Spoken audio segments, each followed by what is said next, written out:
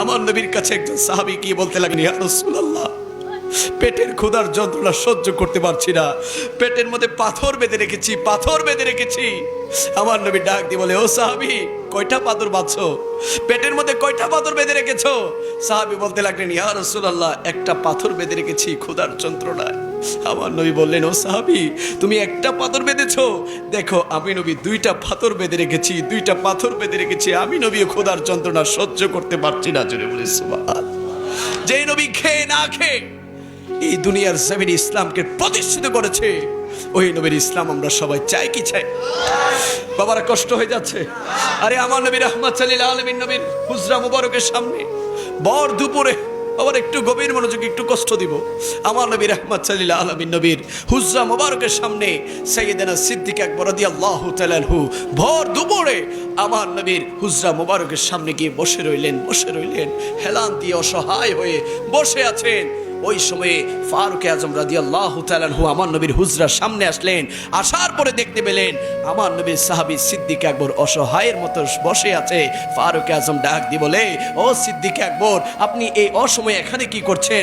সিদ্দিক আকবর রাদিয়াল্লাহু তাআলা আনহু চোখের পানিগুলা ফেলে ফেলে বলে, আজ 3 দিন ধরে না খেয়ে আছি, খাবার পাচ্ছি না, ক্ষুধার যন্ত্রণা সহ্য করতে না পেরে নবীর দরবারে এসেছি নবীর চেহারা মোবারক একটু দেখার জন্য।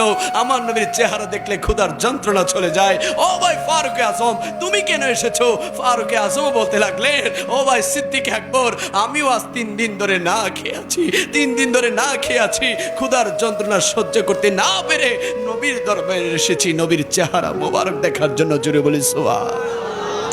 ওই সময় আমার নবী হুজরা থেকে বের হলেন, বের হয়ে দেখতে পেলেন সিদ্দিক আকবর বসে আছে, ফারুক আজম বসে আছে। তারা দেখার সাথে সাথে দাঁড়িয়ে আমার নবীকে সালাম দিলেন, ইয়া রাসূলুল্লাহ, ইয়া হাবিবাল্লাহ।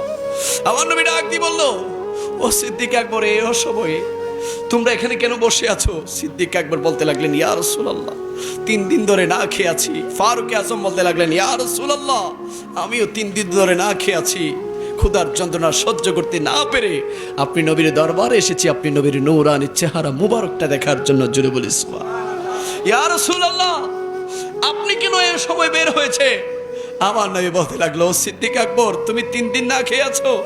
ও ফারুক আজম, তুমিও 3 দিন না খেয়ে আছো। আমি নবী আজ 5 দিন ধরে না খেয়ে আছি। জোরে বলি সুবহান। আমিও ক্ষুধার যন্ত্রণায় আমি ছটফট করছি, পেটের মধ্যে পাথর বেঁধে রেখেছি। চলো আমরা একটু বেরিয়ে আল্লাহর নাজ নিয়ামত দেখি, আল্লাহর নিয়ামত দেখি, নিয়ামত দেখলে ক্ষুধার যন্ত্রণা চলে যাবে, চলো।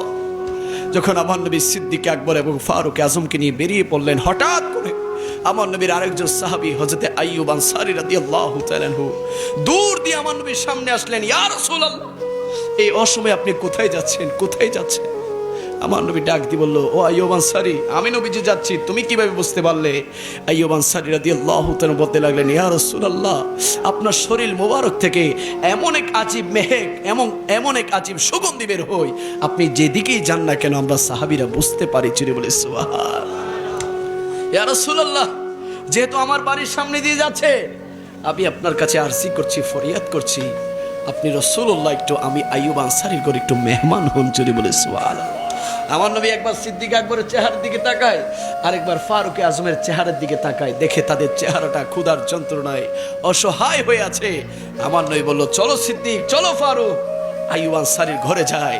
যখন আমার নবী আইয়ুব আনসারী রাদিয়াল্লাহু তাআলা ঘরের মধ্যে গেলেন, আমার নবী রাহমাতুল লিল আলামিনকে আইয়ুব আনসারী রাদিয়াল্লাহু তাআলা কিছু খেজুর দিলেন। ইয়া রাসূলুল্লাহ, এই খেজুরগুলা খান, খেতে খেতে আমি রুটি গোশতের ব্যবস্থা করছি, আমি মেহমানদারির ব্যবস্থা করছি।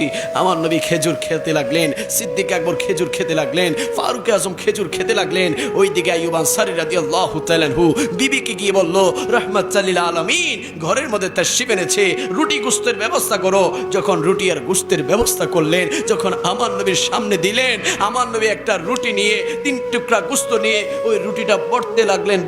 পড়তে সিদ্দিক আকবরকে বলতে লাগলেন, ও সিদ্দিক আকবর, এই রুটিটা একটু আমার ফাতেমার কাছে পৌঁছানোর চেষ্টা করো, আমার ফাতেমার কাছে পৌঁছানোর ব্যবস্থা করো। আমি শুনেছি আমার কলিজার টুকরা ফাতেমাও নাকি আজ 3 দিন ধরে না খেয়ে আছে। জোরে বলি সুবহানাল্লাহ। ওই কামলিওয়ালা নবী আমাদেরকে এত কষ্ট করে, এত নির্যাতন জুলুম সহ্য করে এই আসমানের নিচে জমিনের উপরে এই ইসলাম ধর্মকে প্রতিষ্ঠিত করেছে, ওই নবীর আদর্শ চরিত্র মোতাবেক আমরা আমাদের নিজের জীবন গঠন করতে চাই কি চাই না?